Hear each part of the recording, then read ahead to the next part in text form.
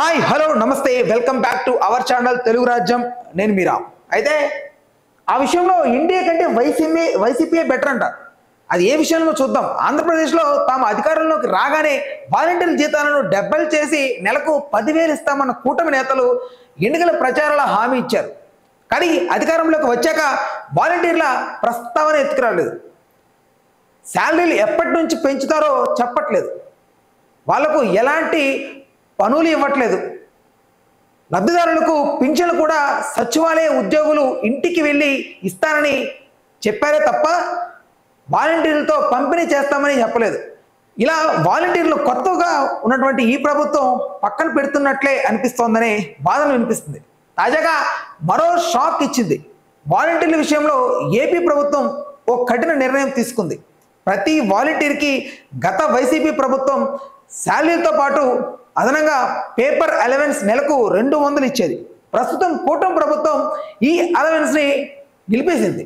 అయితే వైసీపీ ప్రభుత్వం ఈ అలవెన్స్ని వాలంటీర్లపై ప్రేమతో ఏమీ ఇవ్వలేదు. ఆ డబ్బులతో సాక్షి పేపర్ మాత్రమే కొనాలని కండిషన్ పెట్టిందనే ఆరోపణలు కూడా వినిపించాయి. అందుకే ప్రస్తుత కూటమి ప్రభుత్వం ఈ అలవెన్స్ని ఆపేసింది. అయితే అలా ఆపేయకుండా మీకు నచ్చిన పేపర్ కొనుక్కోండి అని చెప్పొచ్చు.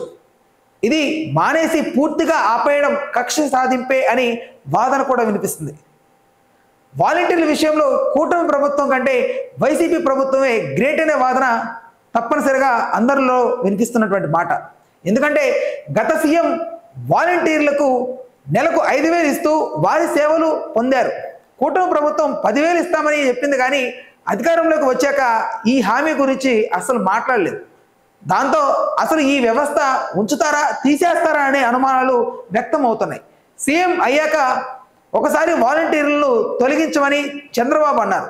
కానీ వారికి ఏ సేవలు ఇవ్వకుండా ఉండడం, పేపర్ అలవెన్స్ రద్దు చేయడం చూస్తుంటే వాలంటీర్లను కూటమి ప్రభుత్వం దూరం పెడుతున్నట్టే కనిపిస్తుంది.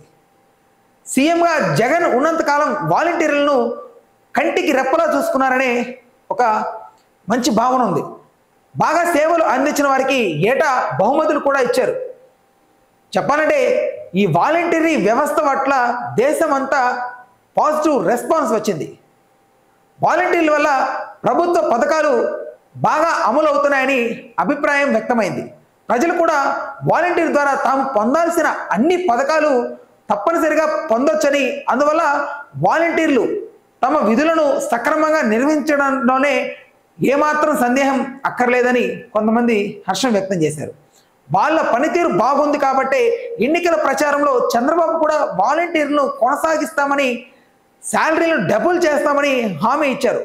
మరి అధికారంలోకి వచ్చాక వారిని దూరం పెడుతున్నారా అనే అనుమానాలు ప్రజల్లో కలుగుతున్నాయి.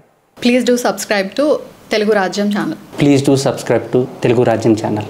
Please do subscribe to Telugu Rajyam channel. Hi అండి, నేను మీ ఆర్పీని, నెల్లూరు పెద్దారెడ్డి చేపల పులుసు ఓనర్ని.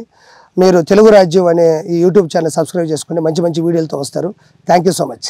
Hi people, I'm Sonakshi Verma and you please watch Telugu Rajyam and please subscribe to the channel.